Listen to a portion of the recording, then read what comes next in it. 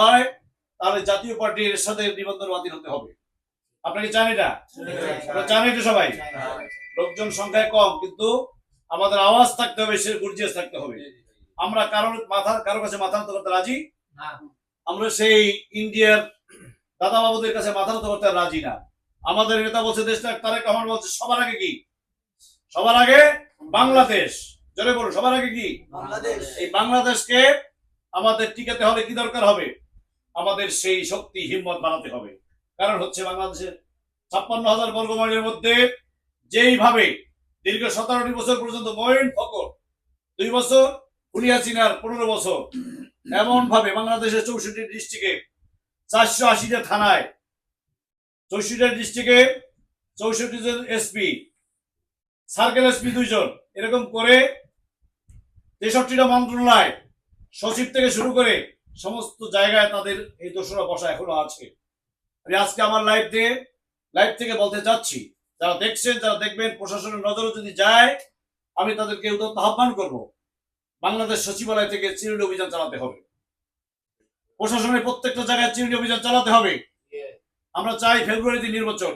দেশে একটা গণতান্ত্রিক ধারা প্রচারণ অব্যাহত রাখতে গেলে তাহলে আমাদের নির্বাচন দরকার। নির্বাচনও চলবে, এই সংস্কারের কাজও চলবে।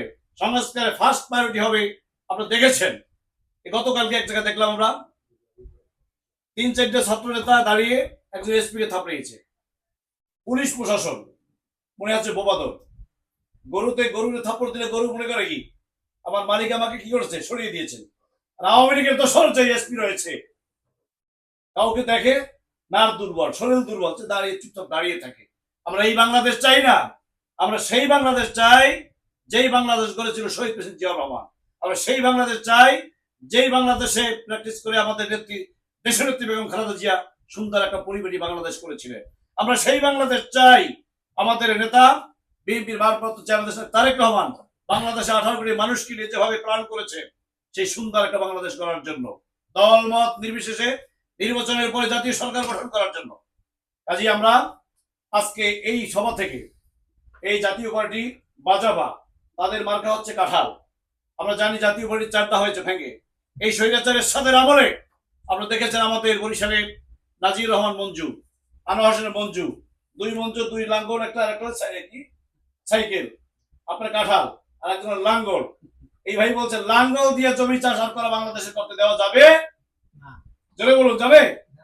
যেই লাঙ্গল দিয়ে চাষ করতে গিয়ে বাংলাদেশের উর্বর জমি কি করেছে, অনুর্বর করেছে, বাংলাদেশের 12টা বাজিয়েছে। আমরা চাই আজকে আমরা সারা পৃথিবীতে একটা স্বৈরাচারিণী হাতে আমরা জিম্মি ছিলাম, মুক্ত হয়েছি, আসলে মুক্ত এখন হতে পারিনি।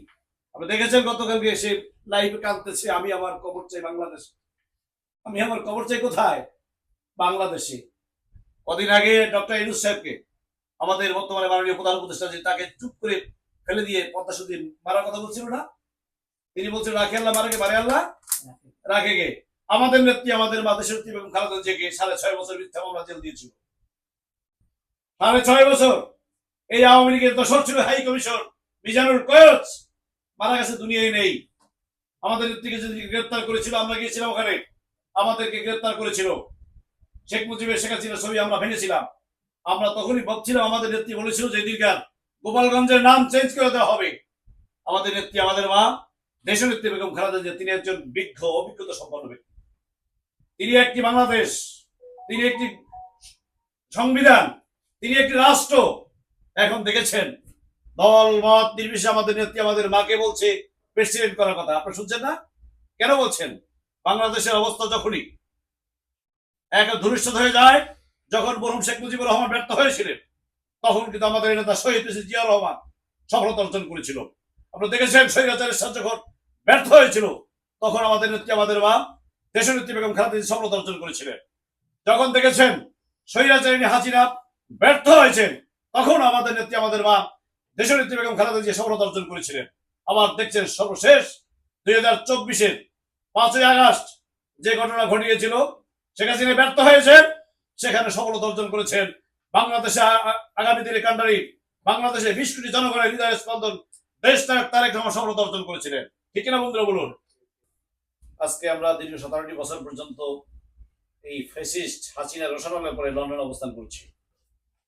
আমি বিএনপির ক্ষুদ্র একজন কর্মী। আমার পরিচয় হলো আমি বরগুনা জেলা বিএনপির জয়েন্ট সেক্রেটারি, বাংলাদেশ জাতীয়তাবাদী ওলামা দল সেন্ট্রাল কমিটির জাতীয় নির্বাহী সদস্য। বরগুনা 2 থেকে জাতীয়তাবাদী দল বিএনপি থেকে নির্বাচন করার জন্য প্রস্তুতি নিয়েছি। আমার বিরুদ্ধে 68টি মামলা দিয়েছিল এই ফ্যাসিস্ট হাসিনা এর দোসর এই জাতীয় পার্টি এরশাদের গ্রুপ। রুহুল আমিন হাওলাদার আমাকে মামলা দিয়েছিল লম্বা বটমূলে। অত্যন্ত পরিতাপের বিষয় হলো 5ই আগস্ট খুনি হাসিনার বিদায় হলো। তার দোসর বাংলাদেশকে আজকে যিনি একেবারে ধ্বংসের শেষ পর্যায়ে নিয়েছিল, সেই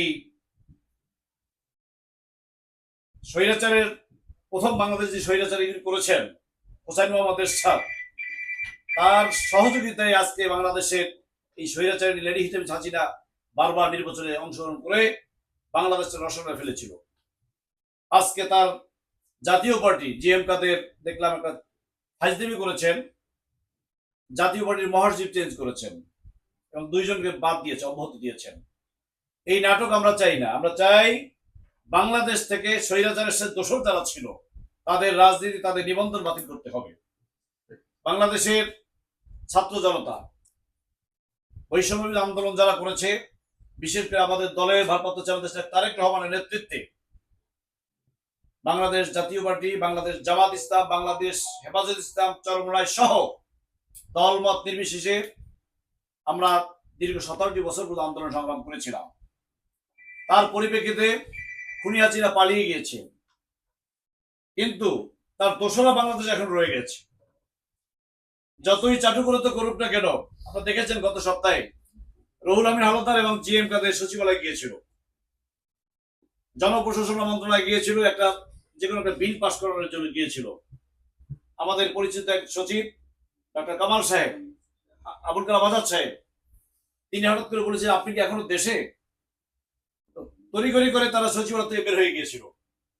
জিএম কাদের, রুহুল আমিন হাওলাদার, চুন্নুকে 24 ঘন্টার মধ্যে গ্রেপ্তার করার জন্য আমি আহ্বান করছি। মিডিয়ার মাধ্যমে যারা দেখছেন, যারা দেখবেন, বাংলাদেশের 12টা বাজিয়েছিল, বাংলাদেশের গণতন্ত্রকে লাইফ সাপোর্টে পাঠিয়েছিল, নির্বাচনী ব্যবস্থাকে আইসিইউতে পাঠিয়েছিল এই স্বৈরাচারের সাপ। আপনারা দেখেছেন 14 সালে কলা ধরে মাথার উপরে ধরে বলছেন পিস্তল ঠেকিয়ে দিলাম, আমি আত্মহত্যা করবো। নির্বাচনে দাঁড়ায়নি, প্রার্থী হয়নি, তারপর এমপি হয়েছে। এর অংশীদার ছিল কে? হাসিনা। হাসিনার অংশ নাহিদ বলেছে, এই সার্জিদ আলম বলেছে যে আমাদের সাথে কথা বলেছে, বিপি নূর বলেছেন, আন্দোলনের টাইমে দেশটা তারেক রহমান পরামর্শ দিয়েছেন, তার পরামর্শ অনুযায়ী বাংলাদেশ স্বাধীন হয়েছে। কিন্তু সবাই অবদান হয়েছে। আমরা বিএনপি, শুধু বিএনপির অবদান সেটা আমরা বলি না। আমাদের নেত্রী, আমাদের মা, দেশ নেত্রী এবং খালেদা জিয়া জাতীয় ঐক্য করলেই সবকিছু ফয়সালা হয়ে যাবে। কাজেই সকলে মিলে বাংলাদেশটাকে সুন্দর একটা বাংলাদেশ গড়ার জন্য প্রত্যয় করব।